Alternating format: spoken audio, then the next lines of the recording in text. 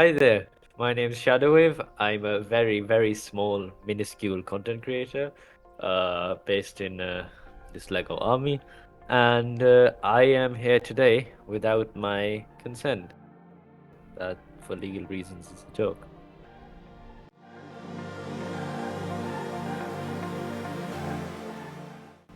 When I started out making content, I used to make old, cringy Minecraft content. Basically, I knew jack shit about making content. So when I got my first PC, which is the one that I'm still using, it's a good build. I wanted to do YouTube. I saw a lot of creators, and it was my inspiration. I want to do YouTube. I want to be a YouTuber. But I really didn't know how to take a start. And by that time, I was in USAR. I was in 08 because of my previous military experience running Zan's National Guard sister group. And from there, I just had free cam, and I decided, okay, why don't I make some form of USAR content? I already know people do the usual ranking up and stuff for troll, and that's fine as a content, but I wanted to do something different. So I instead incorporated a more realistic aspect and started with the interviews. And one thing led to another, and I just didn't really have much of a grasp of the content creator thing just back then. So as I learned more, as I grew, I stuck to what I knew how to do best, and those were the interviews, which is why that is a lot. That is the most. That is what most of my content is on my channel. But in the future, I will distance myself and branch out to other forms of content, such as the shorts, the ERLC shorts, which at the time of this video are only a couple in number.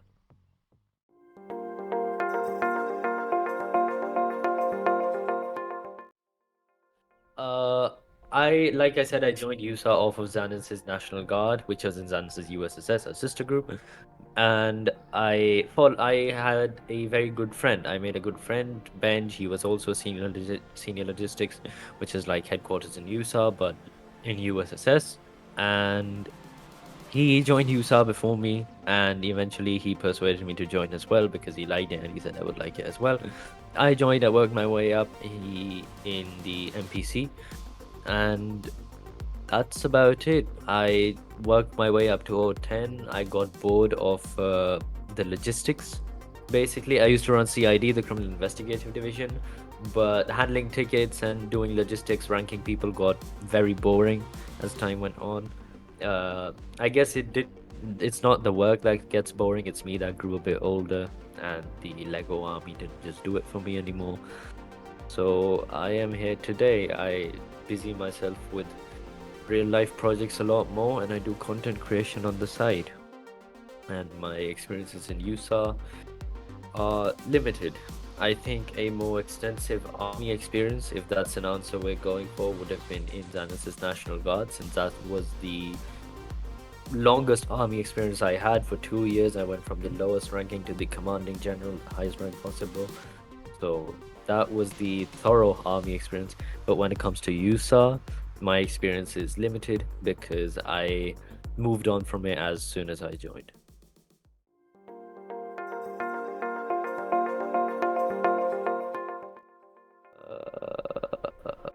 Not too sure.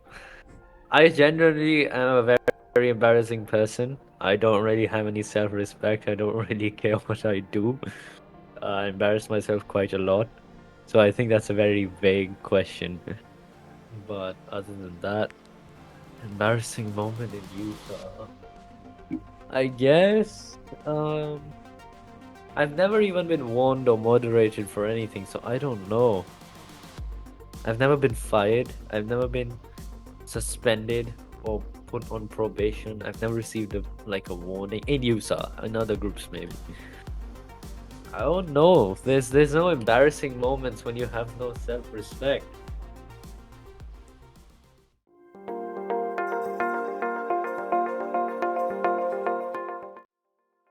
Every single VC in USAR is special. I don't know what you're on about. Not the special as in unique, genuinely mentally special. We're all people simulating an army on a Lego game. Do you think we have anything worth of any IRL substance to talk about? Do you think we have any intellect in our heads? we have any brain, any sophistication. We don't. We're not even human. We're Legos. The craziest VC, I guess it's one of the craziest VCs would be, I guess it would be in an interview with Belly and the developer interview with Belly and Kronos. And not because the VC was crazy, I mean, you can see the interview yourself, but it's because one of the first interviews I had where they were okay with being so, you know, humorous or sus or funny, whatever you want to call it, in an interview. It was one of the most fun interviews I had, which is why I'd say it was the most craziest VC. But if you were to go towards non-interview VCs, so just like uh, normal joining a VC, there's always some kid or someone in there or some friend I know or someone who I'm close with who always has some wacky humor, and it just sends their, into hysterics. It's always something or another making it fun, which is why I wouldn't say a distinct VC. I guess there could be a class of VCs that are the craziest, and those are the ones with the people I know best. So, for example, you have Ben, you have Crackerbox, Owen, a bunch of other people. I'm sorry if I didn't name you, but I have a lot of fun with them in VC. And they would be the craziest VCs because we talk about a lot of random stuff and it goes all sorts of wrong ways. But yeah, I guess it's fun.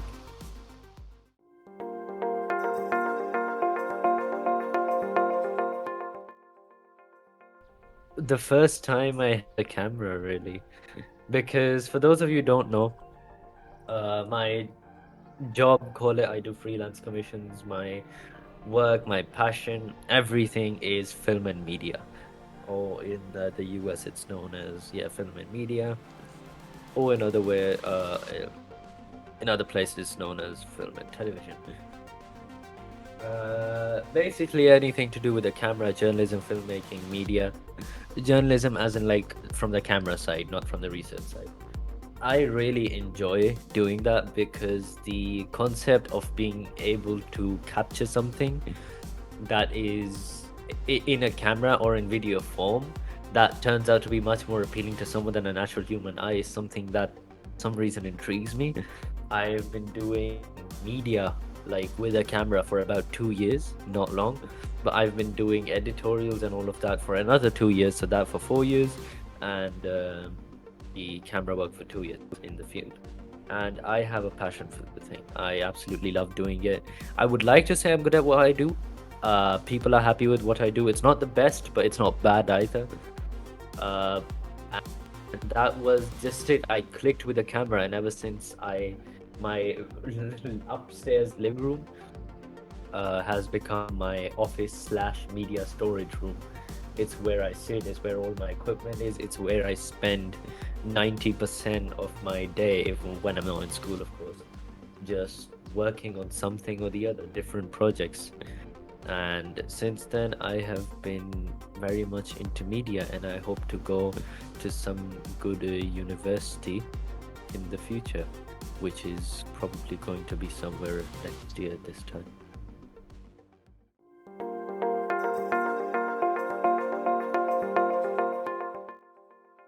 So, like a lot of kids, I am / was a Minecraft obsessed kid. Okay, I don't classify as a kid anymore, but Minecraft obsessed. Not as obsessed anymore, but the game played a huge part in my childhood as it did a lot of other people. I still do play it a lot with my friends. A lot. Well, I don't really have that much time. I still play it when I find time with my friends, which really isn't that much. But I started out, I watched Unspeakable Gaming, I watched DanTDM, of course, PewDiePie, all the mumbo jumbo. I still do, Dan, I still watch. I watch a bunch of other YouTubers whenever I can find the time and whenever I'm feeling like it, because I really don't find time to watch YouTube nowadays, let alone play Minecraft. So I used to watch them and I wanted to be a Minecraft YouTuber as well. I was very young. I was like, I think ever since I knew how to work YouTube, which For a lot of kids nowadays, they're holding iPads and stuff in the delivery room, but I had my first access to phones. I could use it to make calls and stuff, but I had a free reign over my mom's phone for watching content until I was 8, 9-ish years old. 10, we'll say 10, because that's the last solid memory I have. It was sometime before 10, I don't remember exactly. 9 to 10, 9 to 10 years old. That's when I started watching it. I watched a lot of Minecraft videos, a lot of SMPs. I watched everything I could. Hermitcraft, I got obsessed with all of them. It was great. And Minecraft, being a Minecraft YouTuber was my first aim. So I made Minecraft videos on my 2007 PC that could barely run Windows, let alone whatever the hell it was running. I used Bandicam, cropped out the watermark, filmed at 10 FPS at like 200p video quality. Terrible editing. I used to use a cracked version of Movavi Video Suite. The editor is fine. I mean, it's nothing special. I wasn't good. The videos were cringe. I even did a face cam. God help me. It was terrible. The videos are still on this very channel, on my current channel. They're just unlisted. For those who are my close friends, or very, very close friends, only they know that or know of the existence of those videos, or I've watched it, or even been in those videos. So that's where it started off. I made some very cringe Roblox content as well. Not cringe, it was just incoherent. You couldn't tell what the fuck was happening. That's where I started doing YouTube, and as time went on, I watched more YouTube. I learned a lot of editing. By the time I got my PC, I was much better at editing. I was doing commissions by then, and I learned how it goes. I learned YouTube works, and I got better, and now we're here.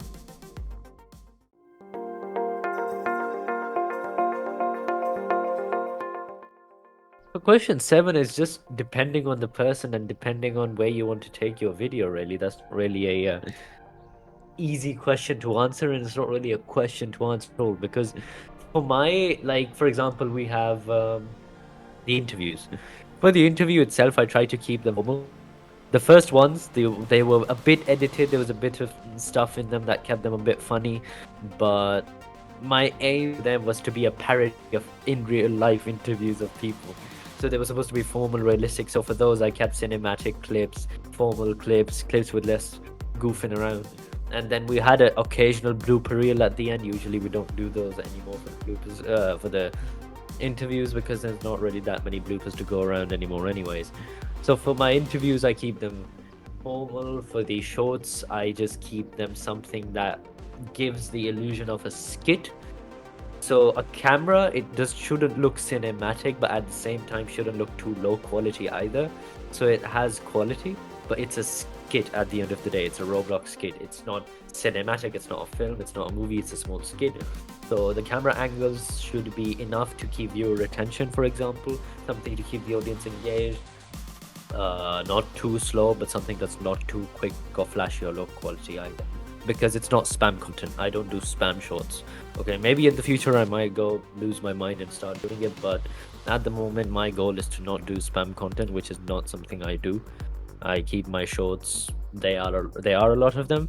They are the same thing, but not the same thing. They're all varying topics. They are the same concept of a Roblox skit, but I focus on the quality of them. So any scene that depicts that shows the progression of a storyline, that shows the progression of a scene, and isn't too short, isn't too long, is kept in. For example, the shorts.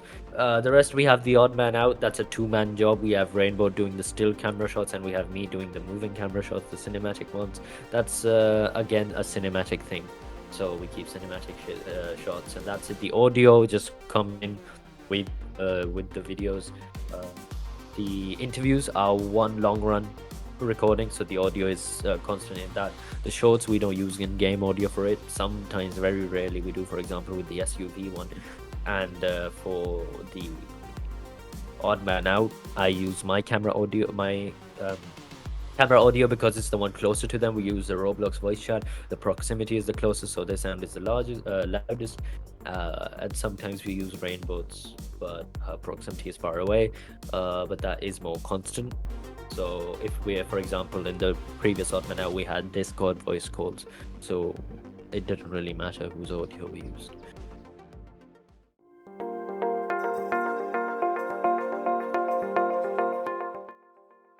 This one is easy to answer, but in a different way. There is no single comment that I can outrank of all of them. Okay, everyone who supports me. Sometimes if you DM me, it might get lost in the in the message request, and I might forget to respond. But I try to respond to all of them. Anyone who supports me, spreads positivity, is happy with my content, and tells me it's great, I love them. Okay, the support is what keeps me going. If I didn't get support, I wouldn't make the content, because in my perspective, there would have been it wouldn't have been entertaining people. But this way, I know, okay, people like it, they're being entertained, so I continue making content. And all of those comments I received, I'm happy with, more than happy with. They are the blood and soul of my drive for making content. But I'd say the most motivating set of comments I get, if I were to pick one, after the positive and all of that, because let's say that there's classes. Okay, the first class is all the positive and all the supportive comments that I get. They are my number one class that I love. Okay, my best ones. But another one that I would like to point out is the ones on my inspection guide for USAR.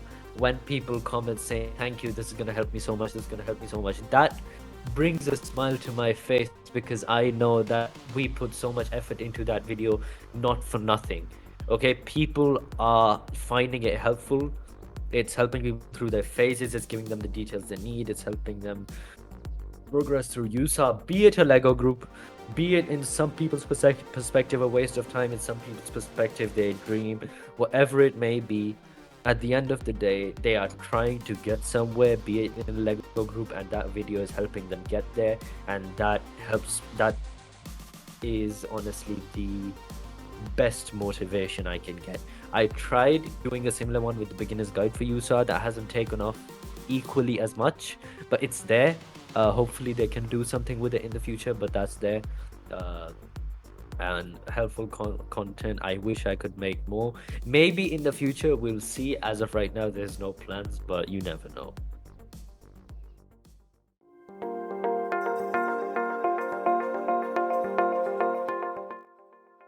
I'd say I'd hold back more on the interviews.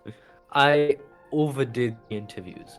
Or being an economics student, I would word it that the supply for interviews increased the demand. Hence, there was it was not at equilibrium. But no, I overdid the interviews. Definitely, I would hold back the interviews a lot more. I interviewed way too many people. Okay, no one wants to know about that many people. A lot of them, if you go to my channel now, a lot of them are not there anymore. A lot of them are enlisted, because I don't want to be just the guy who does interviews in a specific Roblox military group. No, I just want to eventually branch out to doing various kinds of Roblox content. One of them be my favorite being skits, the shorts that I make. Those are my favorite to make, and I don't want to make them in just USAR. I want to do them in ERLC, maybe PTFS, Greenville, Adopt Me, The Godforsaken Adopt Me. Maybe I'll see. Adopt Me is a huge question mark, but the others I would. As time goes on, like I said, with my last year before uni, a lot of things to do, college apps, all of those. So I barely find time, which is why the channel is going to be slow, but it's not going to die, because I enjoy making these. At the end of the day, it's always going to be at the back of my mind, so I will be uploading them, just not as often. And at the end of the day, even when, like, if it's slow for a few months, I can always take back off again whenever for example, my school year ends and I have 3 months before my uni. I can always take back off. I'll have my summer holidays then. It's not like I'm going to lose my channel. It's always going to be there, and there is going to be just a slower progression rate, and that's going to increase when I have the time. which I will manage to find, because you get breaks from college a lot, from school. You get a lot of holidays, and I definitely will be working on it on them, because it's frankly the only other entertainment I have other than media, and I don't have the stamina in me to be doing media 24/7. I need a distraction, and I don't want to just play Roblox, because frankly at my age now, to me it seems childish, but making content on it, that is now a different thing. So at the end of the day, it's always going to be somewhere I go, and it's always going to be something I like doing.